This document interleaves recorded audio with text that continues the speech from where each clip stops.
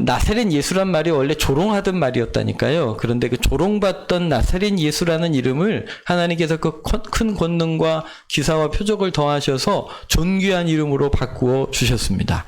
여러분들 예수님 믿으시지요? 예수님 믿으시기 때문에 주변 사람들한테 핀잔 들으실 수도 있어요. 믿지 않는 가족들에게 혹은 동료들한테 이상한 취급을 받을 수도 있어요. 불편한 관계들이 형성될 수도 있죠.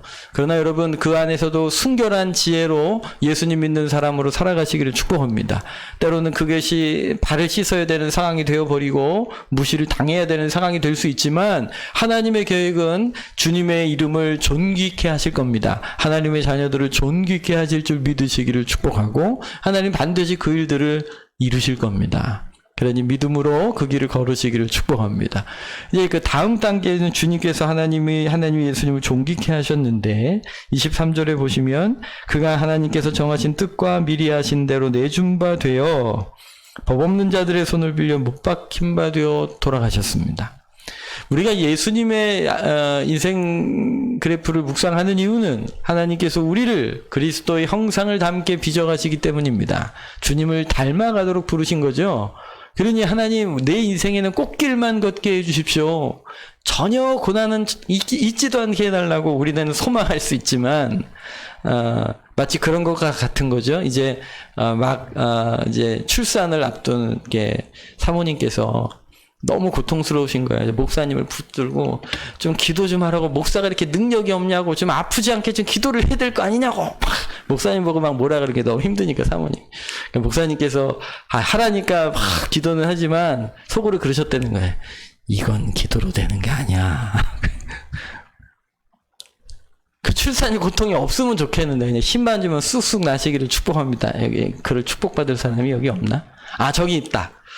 네, 넷째를 가지신 우리 최영미 집사님 축복합니다. 네, 그리고 우리 앞으로 결혼을 앞두고 있는 문경 자매를 축복합니다. 네, 그냥 힘만 주면 쑥 나오시기를. 할렐루야. 그런데 여러분 그 고통을 피해갈 수 없어요. 피해갈 수가 없어요. 여러분 심지어 예수님조차도 고난과 죽음을 통과하셨단 말이에요. 그러니 하나님 나 이거 싫은데요? 라고 외치셔도 어찌할 수 없어요. 그런데 하나님께서 그 고난을 그냥 주시는 게 아니라니까요. 때로는 그 고난을 통과하며 우리의 죄를 깨달아 회개케도 하시고 우리에게 그렇게 깨지지 않은 자기 사랑을 깨트려 가시면서 하나님만 의지하는 믿음의 사람들로 우리를 세워가시는 과정이기도 하고요. 또 하나님께서 우리에게 맡기신 사명 감당하기 위한 그 통과해야 되는 과정이기도 하기 때문에 고난을 허락하시기도 하세요. 그러나 여러분 기억하십시오. 하나님의 고난을 고난으로 두시지 않는다는 거지요. 하나님의 그 눈물을 눈물로 그냥 두시지 않는다는 것입니다. 주님께서 죽으신 바 되셨지만 24절입니다. 우리 같이 한번 읽을까요? 하나님께서 그를 사망의 고통에서 풀어 살리셨으니 이는 그가 사망에 매여 있을 수 없었음이라. 아멘. 여러분 24절의 이 선포가 얼마나 귀한 선포인지 알 수 없어요. 하나님께서 그를 사망의 고통에서 풀어 살리셨다는 거예요. 여러분 죽음이, 사망이 예수님께도 고통이었습니다. 간혹 그런 이단들이 있습니다. 하나님이 인간의 몸을 입고 오셨기 때문에 예수님은 전혀 고통을 느끼시지 않으셨다. 죽으신 것도 아니다.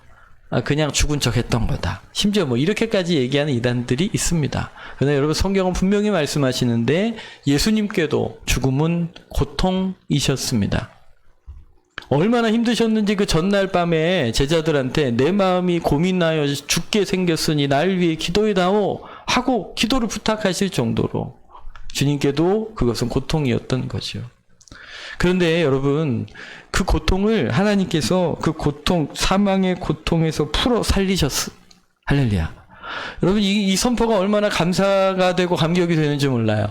여러분 하나님께서 예수님을 그 고통 가운데 두실 수 없었던 것처럼 오늘도 하나님의 자녀된 주의 백성들이 그 고통 가운데 머물러 있는 걸 그냥 두고 보실 수 없는 하나님 아버지이심을 믿으시기를 바랍니다. 하나님께서 예수님을 죽음의 고통에서 풀어 살리셨다니까요. 아멘. 그러니까 여러분들의 고통을 외면하지 않으십니다. 아멘. 여러분 그걸 믿으세요.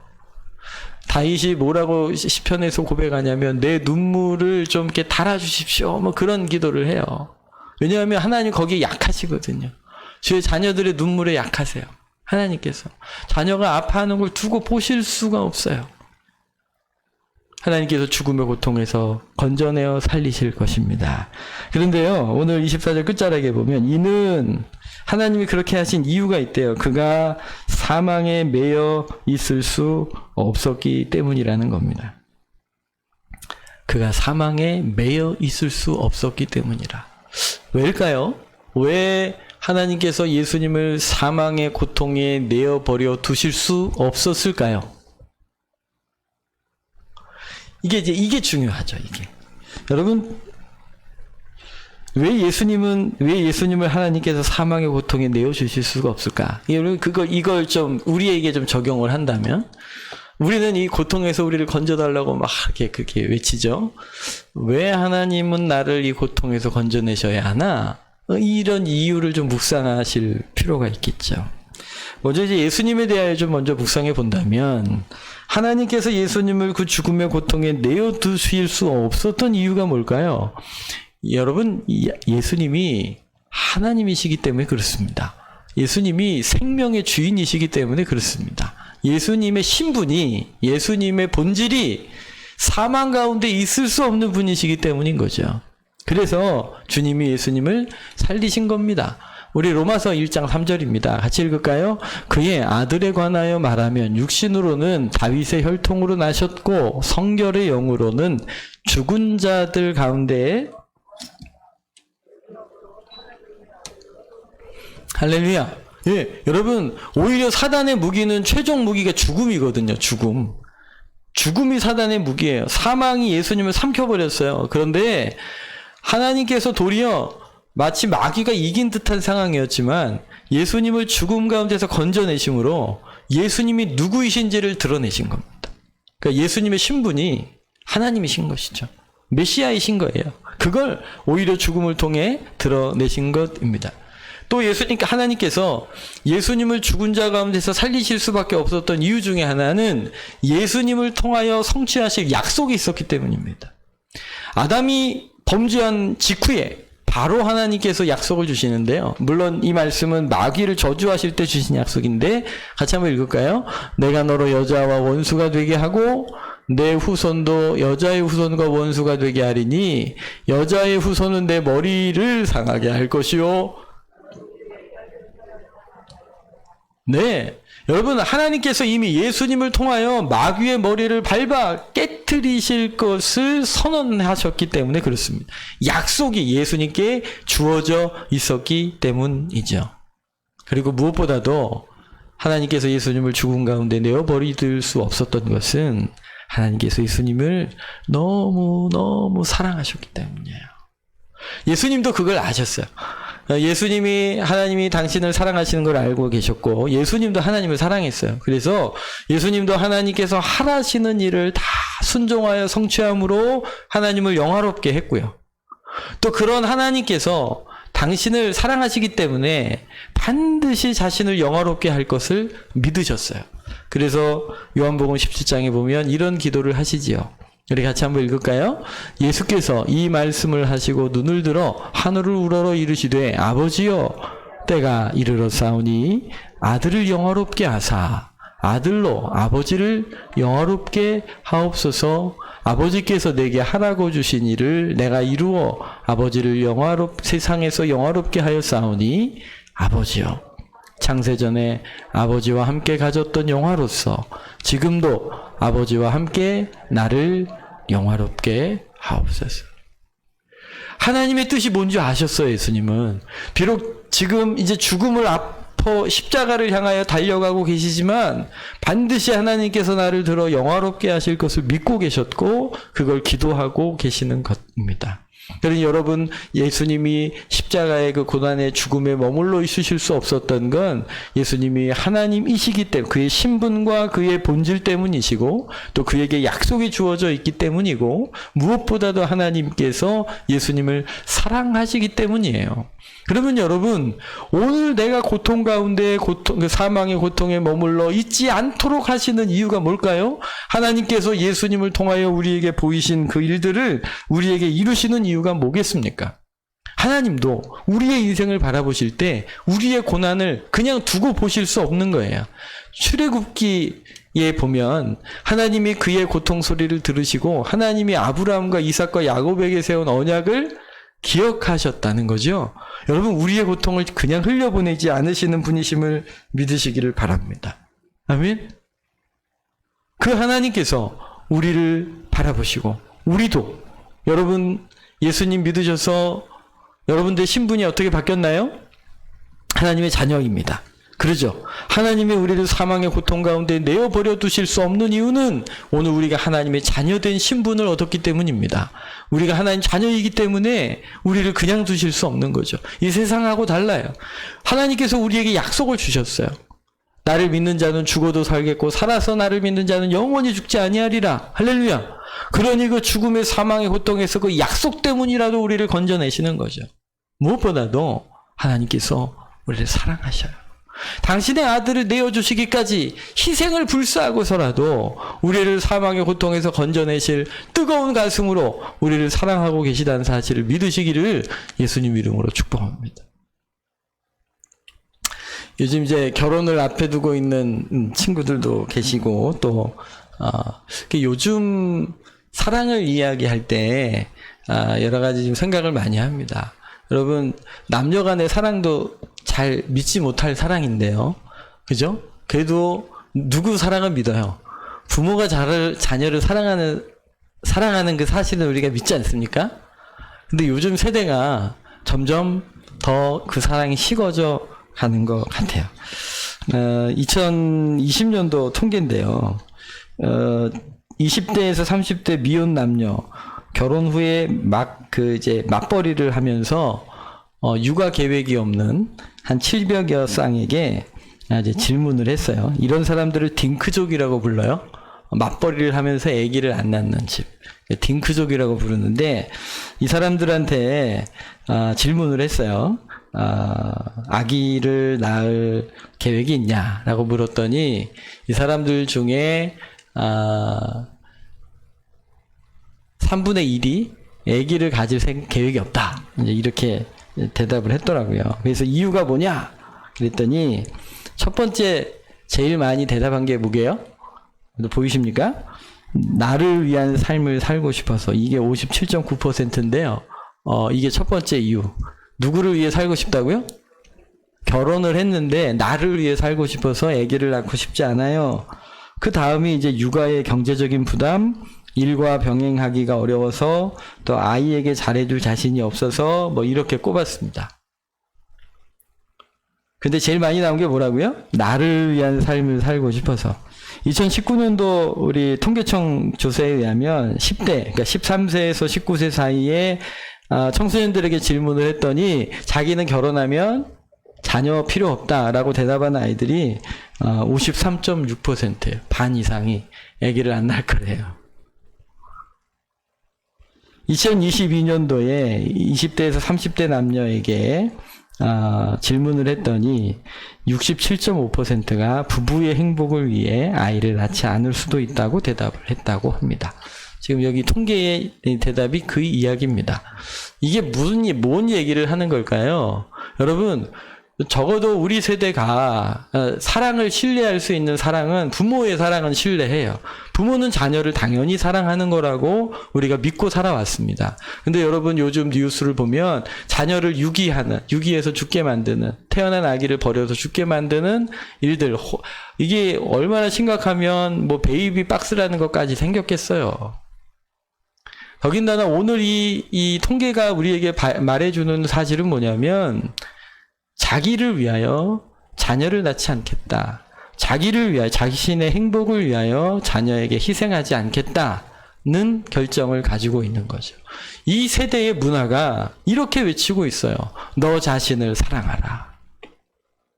이 세대가 그렇게 외치고 있어요. 너 자신을 사랑해. 누구도 너의 희생을 강요할 수 없다. 심지어 너의 자녀조차도 너를 희생하게 할 순 없다. 너 자신을 위해 살아라. 이게 마치 여러분 좋은 소리 같이 들리지만 하나님의 마음이 아닙니다. 하나님의 사랑은 자기를 지키는 사랑이 아니라 자기를 내어주는 사랑입니다. 하나님의 사랑은 자기를 희생하는 사랑이고 자기를 부인하고 자기 십자가를 지는 사랑입니다. 그 사랑을 예수 그리스도를 십자가에 내어주심으로 우리에게 보여주시는 거죠. 그러니 여러분 우리가 걸어가는 길은요. 세상이 걸어가는 길과 이제 점점 다른 길을 걷게 되는 것입니다. 이런 부모를 어떻게 믿고 따라가겠어요? 자녀들, 우리 다음 세대 자녀들 큰일 났어요. 네. 우리 엄마 아빠가 더 이상 내가 너를 위해 희생하지 않을 거야. 뭐 이런 외침을 외치는 거죠. 그러나 여러분 혹시 부모가 너희를 잃을지라도 나는 너희를 잃지 않는다. 그게 이제 하나님 아버지의 사랑입니다. 내가 너를 나의 손바닥에 새겼다. 심지어 네가 스스로 범죄하여 하나님을 원수 삼아서 범죄하여 책망을 받고 징계를 받고 있을지라도 내가 너를 향한 사랑은 멈추지 않는다. 라고 말씀을 하시는 거죠. 호세아 11장 8절 말씀입니다. 우리 같이 읽을까요? 에브라임이여 내가 어찌 너를 놓겠느냐? 이스라엘이여 내가 어찌 너를 버리겠느냐? 내가 너를 어찌 아드마같이 놓겠느냐? 어찌 너를 스보임같이 두겠느냐? 내 마음이 내 속에서 돌이켜 나의 긍휼이 온전히 불붙듯 하도다. 할렐루야. 심지어 내가 범죄하고 있어서 고난을 당하고 죽임을 당하는 자리에까지 끌려가고 있을지라도 오늘 우리를 향한 하나님의 마음이 그 긍휼이 내 속에서 불붙듯 한다. 오늘 그 마음을 우리에게 말씀하시는 거죠. 예레미야 31장 20절입니다. 같이 읽을까요? 에브라임은 나의 사랑하는 아들 기뻐하는 자식이 아니냐. 내가 그를 책망하여 말할 때마다 깊이 생각하노라. 그러므로 그를 위하여 내 창자가 들끓으니 내가 반드시 그를 불쌍히 여기리라. 여호와의 말씀이니라. 하나님께서 예수님을 사망의 고통 가운데 두실 수 없었던 것은 그 모습을 바라보실 수가 없으셨던 거예요. 비록 사명을 위하여 인류를 구원하시기 위하여 달리신 십자가셨지만 예수님을 바라보시며 주의 긍휼이 불붙듯 하셨다는 거죠. 창자가 끊어질 듯한 아픔으로 주님과 함께하고 계셨다는 거예요. 오늘 우리를 바라보시는 하나님의 마음이십니다. 여러분들의 인생 그래프도 물론 정점에 이르고 좋고 행복한 날들도 있겠지만 때로는 우리가 원치 않는 마치 골짜기 끝자락 같은 순간들도 있지 않습니까? 그럴 때면 하나님도 보이지 않고 들리지 않고 외롭고 홀로 있는 듯한 두려움에 쌓여버리죠. 그러나 여러분 하나님의 사랑이 끊어지는 것이 아님을 믿으시기를 바랍니다. 여러분 죽음의 사망에서조차도 건져내셔야 하는 그 하나님께서 여러분들의 고통과 신음을 외면하지 않으시는 것이죠. 여러분 주의 마음을 오해하지 마십시오. 하나님의 사랑에 오해하지 마십시오. 세상의 소리에 속아서 하나님을 오해하지 마십시오. 하나님께서 지금도 그 뜨거운 가슴으로 오늘 여러분들을 바라보시고 구원해 내시기 위하여 일하시고 참고 기다리시는 분이심을 믿으시기를 예수님 이름으로 축복합니다. 이제 북압 아메리카에 있는 인디언 중에 체로키족이라고 있습니다. 이 체로키족에는요 특이한 성인 식이 있는데요. 성인으로 인정받기 위하여 여러 가지를 훈련하지만 그 훈련 마지막 때가 되면 이 아버지가 이 성인이 돼야 할 아들을 데리고 아버지는 마을을 떠나 아주 깊은 산속으로 들어간다고 합니다. 이 야생동물이 출몰하는 그런 곳에 데리고 가서 그 아이를 홀로 두고 이 아이는 혼자 그 밤을 지내야 합니다. 맹수들에게 아들이 먹힐 수도 있는 위험한 상황이고요. 그런데 거기에 한 가지 규칙이 더 있는데 밤새 동안 눈을 가리고 있어야 한다는 겁니다. 그러니까 여러분 혹시 그런 경험을 해보신 적이 있습니까? 칠흑 같은 어둠 속에 이렇게 딱 혼자 있는 순간 말입니다. 그러면 여러분 바스락거리는 소리 하나에도요 온몸이 긴장을 하게 되죠. 거기다가 정말 야생 동물들까지 출현할 수 있는 장소라고 하면 귀뚜라미 소리 하나에도 뭐 정말 개미 소리가 들리는지 모르겠지만 개미가 지나가는 소리에도 화들짝 놀랄 수밖에 없는 그런 공포에 쌓이게 되는 거예요. 아주 극도로 오감이 민감하게 발달되어 있는 그 공포스러운 밤을 혼자 이겨내야 이제 성인이 된다는 거죠. 그래서 그 무서운 밤을 보냅니다. 그리고 드디어 아침이 오고 아침 햇살이 그 눈을 비칠 때 약속대로 안대를 벗게 되지요. 그런데 안대를 벗는 순간 깜짝 놀라게 됩니다. 이유가 뭘까요? 먼 발치에서 그 아들이 안전하도록 지켜보고 있던 아버지를 발견하는 것이죠. 훈련이기 때문에, 그런 시간이 필요하기 때문에, 아버지야 뭐 당장에 그 두려워하는 아들을 보더만한 내 여기 있다고 얘기해주고 네가 안전하다고 확인시켜주고 싶지만 그 과정을 통과해야 하기 때문에 그걸 지켜보셔야 하는 그 아버지의 마음으로 하나님께서 지금도 우리를 붙들고 계시는 줄 믿으시기를 바랍니다. 혹 여러분, 그 끝이 죽음일지라도, 그 끝이 죽음일지라도 하나님께서 우리를 그 죽음 가운데서 능히 건져내시는 전능하신 하나님이심을 믿으시기를 예수님 이름으로 축복합니다. 우리가 그것을 믿는 거죠. 우리 24절 우리 다시 한번 읽겠습니다. 24절입니다. 하나님께서 그를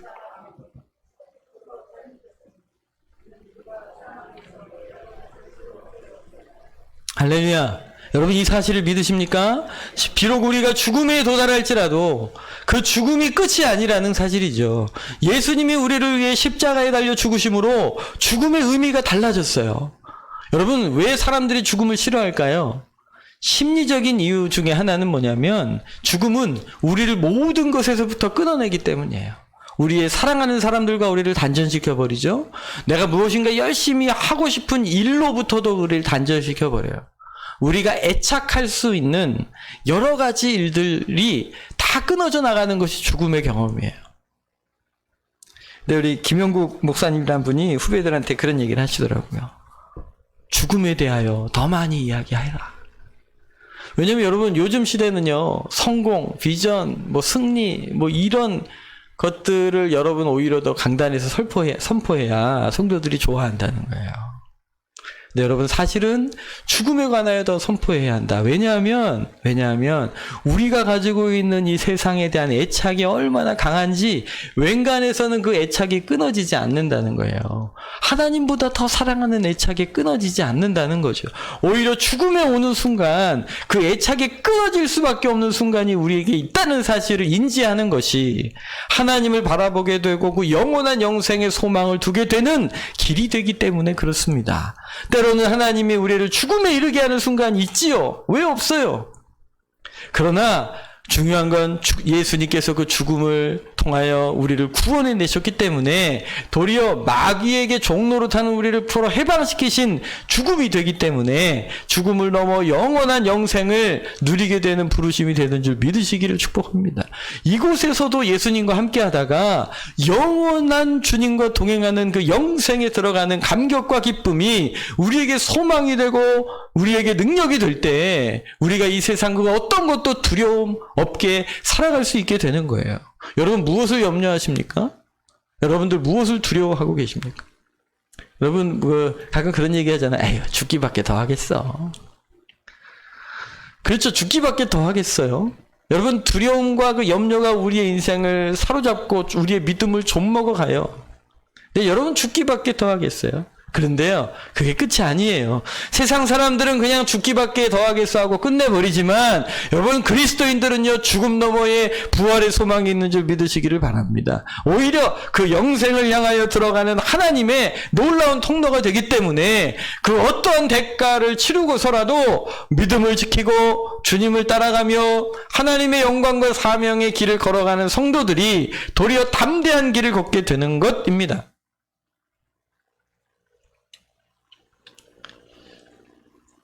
믿음의 세대라는 책에 보면 이 탈북하신 분이 쓴 글이 나옵니다. 여러분 한번 좀 여러분들의 소리로 한번 좀 읽어보셨으면 좋겠는데요. 같이 한번 읽을까요? 북한에서 우리는 기막힌 선택의 순간들에 늘 직면했다. 모든 시민이 부착해야 하는 김일성 배지를 달겠는가? 아니면 정치범 수용소 죄수복을 입겠는가? 자녀들을 학교에 보내 김일성을 숭배하도록 가르칠까? 아니면 강제 수용소로 보낼까? 아들을 군대에 보내 김일성 숭배하는데 온 몸을 바치게 해야 하나? 아니면 북한에서 신실함이라는 것은 마음과 혼과 생각과 힘을 다해 나타내는 보이는 것이며 거의 언제나 목숨을 내놓고 얻는 것이다. 조금 이제 결연해져야 합니다. 우리가 부활을 소망하고 부활의 신앙이 있다는 것은 오늘 우리가 선택하는 선택이 남다르다는 거예요. 물론 좀 북한의 상황은 좀 특수한 상황이라고 할 수 있겠지만 그렇지 않아요. 여러분 지구촌에 수많은 곳곳에서 오늘 대한민국의 21세기를 살아간다는 건 얼마나 행복한 것인지 몰라요. 여러분 예수님을 믿는다는 이유로 목숨의 위협에 노출되어야 하는 수많은 지역의 사람들이 아프리카에 중동에 널려 있습니다. 표현을 이렇게 해서 죄송해요. 목숨을 걸어가며 예수님을 믿는 사람들의 이유는 예수님이 죽음을 넘어선 영생을 우리에게 선물로 주셨기 때문인 것입니다. 그러니 여러분 우리의 믿음이 새로워지셔야 하는 것이요. 여기 마호메트 혹은 이제 마호무드라고 불려지는 나이지리아에서 사시다가 니제르에 정착하신 성도입니다. 이분들이 사는 지역은 무슬림 지역입니다. 예수님을 믿게 되면 가족들에게 쫓겨나가거나 혹은 명예살인이라고 해서 가족들에 의하여 죽임을 당할 수 있는 위기에 환경에 노출되어 있는 분들이죠. 근데 이게 남아프리카 지역은 좀 자유로운 지역이거든요. 이제 거기서 사시다가 이제 니제르로 올라가셨는데 자녀가 11명이에요, 11명. 자녀들을 학교에 보내려다 보니 도움이 필요해서 어쩔 수 없이 선교사를 만나게 됩니다. 그리고 선교사와 대화하다가 이 꾸란, 저들이 가지고 있는 꾸란과 성경을 비교해서 이야기를 나누다가 이 사람이 성경은 이것이 진리이다라고 명확하게 선포하고 있다는 사실을 깨닫게 돼요. 그리고 시간이 좀 지나서 우리 자녀들과 함께 이 선교사가 인도하는 예배에 참여하게 되었습니다. 설교사가 이 설교를 쭉 하다가 설교 마무리에 이렇게 질문하더라는 거예요. 예수님을 위하여 목숨을 바칠 사람 손 드십시오. 그런 거예요. 그쪽에선 나 설교를 그렇게 하나 봐요. 예수님을 위해 목숨을 바칠 사람 손 드십시오. 했더니 무하마드라는 사람이 손을 번쩍 든 거예요. 근데 이분의 마음은 그거였다는 거예요. 나에게 영생이 주어졌다면, 나에게 죽음을 넘어서는 영생이 주어졌다면, 그러면 나는 그분을 위하여 나의 목숨이라도 바치겠습니다. 이 사람이 손을 드니까 이게 이제 주변에 있던 우리 아내와 11명의 자녀들도 같이 손을 든 거. 나중에 알고 보니까 아내가 먼저 예수님을 믿고 있었는데 잘못 얘기했다가는 맞아 죽을 줄 알아서 얘기를 못했대요. 그러다가 하나님께서 이 사람을 감동시키셔서 예배 자리로 인도하셨고 복음을 듣게 하셨고 영생에 대한 확신을 얻고 난 후에 그의 인생에 자신의 삶을 드려 고백했고 복음을 전하고자 하는 열정과 열망을 주신 거예요. 이분의 얘기가 이렇습니다. 그 문제에 대하여 생각만 하고 있었는데 그날 예수님께 헌신하고 그분을 따르기로 결심했습니다. 영생을 줄 수 있는 분은 예수님밖에 없다는 것을 그때 깨달았기 때문입니다. 예수님을 영접한 이후 복음을 전하거나 하나님의 영광을 위해 일하는 것에 대하 단 한 번도 두려움을 느낀 적이 없었습니다. 예수님을 영접하면서 저는 가서 복음을 전하고 아픈 사람들을 위하여 기도해야겠다는 마음을 가지게 되었습니다.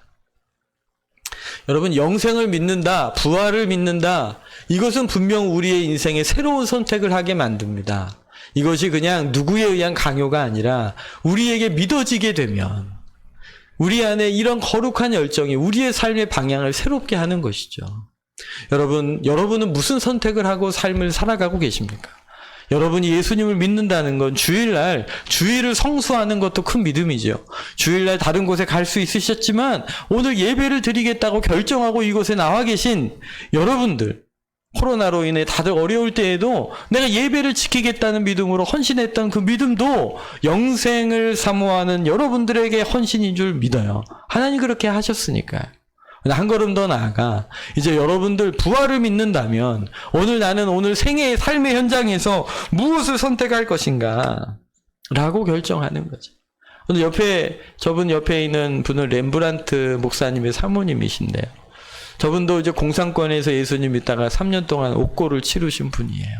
근데 저분의 고백이 그래요. 내가 감옥에서 그리고 굶주린 그곳에서 궁핍한 그곳에서 도리어 하나님 살아계심을 경험했습니다. 여러분, 하나님께서 살아계셔요. 그래서 복음과 고난의 길을 걷는 사람들을 지키시고 인도하시는 줄 믿으시기를 축복합니다. 혹 그 끝이 죽음일지라도 우리에게 죽음을 이기신 영생의 복음이 우리에게 있음을 믿으시기를 축복합니다. 여러분, 그 길을 주님과 함께 걸어가시기를 축복합니다. 부담되시죠? 부담 안 돼요? 할렐루야. 네네. 할렐루야. 여러분, 이렇게 얘기하면, 여러분 부담이 될까, 안 될까? 설교자는 고민을 해요, 사실. 어느 목사님께서 그러시더라고요. 본인은 설교문을 다 작성한 후에 두 가지 기준으로 설교를 다시 한번 평가를 하신다. 한 가지는 이 설교를 예수님을 사랑하기 때문에 하는 설교인가? 두 번째는 이 설교를 우리 성도를 사랑하기 때문에 하는 설교인가? 이 두 가지를 기준으로 설교를 살펴본다는 것이요. 여러분, 오늘 이 설교, 여러분 부활의 소식이 기쁜 소식입니다. 할렐루야. 기쁜 소식입니다. 죽음을 넘어서는 소망과 비전이 우리에게 주신 것이죠. 한 걸음 더 나아가서 이 부활은 우리를 담대하게 만듭니다. 그래서 때로는 어떤 대가를 치르고서라도 믿음의 길을 걷게 만드는 거죠. 오늘 여러분들이 이미 그 길을 걸어오셨고 또 앞으로도 걷게 될 거라고 믿습니다. 오늘 여러분 하나님을 사랑하시고 이 부활의 복음 안에서 주님과 동행하는 삶 사시기를 축복합니다. 요즘 여러분 계속 묵상을 하고 계셨겠지만 디모데 전후서를 묵상하면서 사도 바울은 사랑하는 디모데에게 나와 함께 하나님의 능력 안에서 복음과 함께 고난을 당하라. 왜 이렇게 선포합니다. 좋은 병사가 되어서 나와 함께 고난을 당하자 이렇게 초청을 합니다.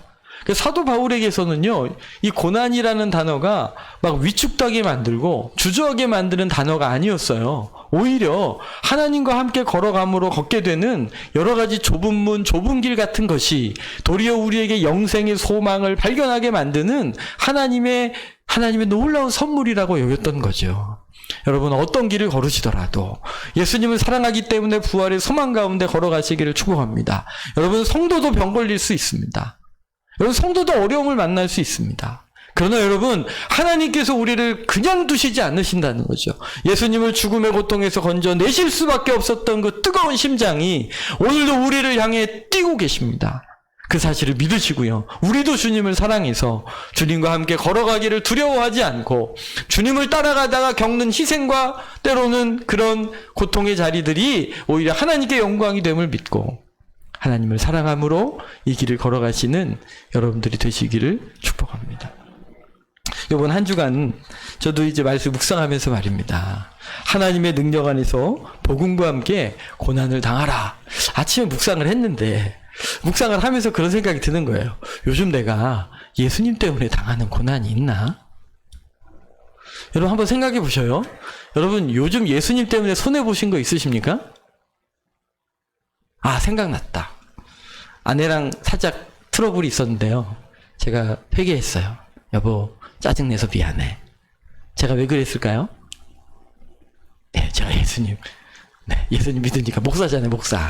목사니까 어떻게 빨리 사과해야지. 사실 감정이 완전히 추스려졌던 건 아닌데요. 그래도 내가 목사인데 내가 그래서 짜증을 냈구나. 그래서 우리 사모님께 가서 지금 없으니까 하는 얘기예요. 제가 가서 물어보지 마세요. 제가 제가 이게 얘기하죠. 여보 미안해. 그러면 꼭 전에는 그런 얘기했어요. 아유 당신 이기적이야 그래. 그래서 왜 그래 그랬더니 당신 그거 나한테 그래도 미안하다고 얘기 안 하면 불편해서 그런 거 아니야? 나한테 미안해서가 아니라 자기 속 편하려고 나한테 미안했다고 하는 거래요. 사실 그런 것도 없지 않아요. 왜냐하면 제가 설교를 해야 하고 예배를 섬겨야 되는데 누구랑 틀어진 상태에서 그러고 나올 수가 없잖아요. 그러니까 맞아요. 저를 위해서라도 그렇게 했어요. 그러나 여러분 예수님 믿기 때문에 여러분 손해보신 게 있으십니까? 예수님 믿기 때문에 당하신 희생이 있으십니까? 예수님 믿기 때문에 당하신 고난이 있으십니까? 요즘에 말입니다. 요즘에. 옛날에 말고. 우리 권사님들 옛날에 가족들 믿게 하려고 얼마나 눈물 뿌려 기도하셨어요. 옛날 얘기고 지금 말이에요. 지금은 그리스도 때문에 희생하신 게 있으십니까? 예수님 때문에 손해보신 거 있으십니까? 예수님 때문에 좁은 길 걸어가신 게 있으십니까? 보니까 요즘 안 그런 것 같아요. 저를 보니까. 내가 복음을 전하지 않고 있구나. 내가 다른 사람들에게 예수님 얘기를 하고 있지 않구나. 예수님을 위해 살아가려고 하고 있지 않구나. 오늘 우리의 삶이 죽음을 넘어선 부활의 신앙이 우리에게 있다면 이제 주님과 함께 그 길을 걸어가시기를 바라요. 주님께서 들어 종기 있게 하실 줄 믿습니다. 할렐루야. 이 시간 우리 같이 한번 기도하려고 합니다. 오늘 우리가 기도할 때 여러분들 주님을 믿는 그 영생이 도대체 나에게는 어떤 의미입니까? 오늘 예수님이 나에게 영생을 주시는 분이라면 내 목숨이라도 아까워하지 않겠습니다. 라고 벌쩍 손을 들었던 저 무하메드의 고백처럼 오늘도 예수님을 믿기 때문에 오늘의 이 작은 희생이, 오늘의 작은 손해가, 오늘 예수님 때문에 당하는 작은 고난이, 작은 불편함들이 도리어 하나님을 영화롭게 하는 길이 될 수 있도록 하나님, 제가 주님을 사랑하여 이 길을 걷게 해달라고 하나님께 기도하셨으면 좋겠습니다. 이 시간 같이 나에게 부활의 소망을 주시옵소서. 기도합니다.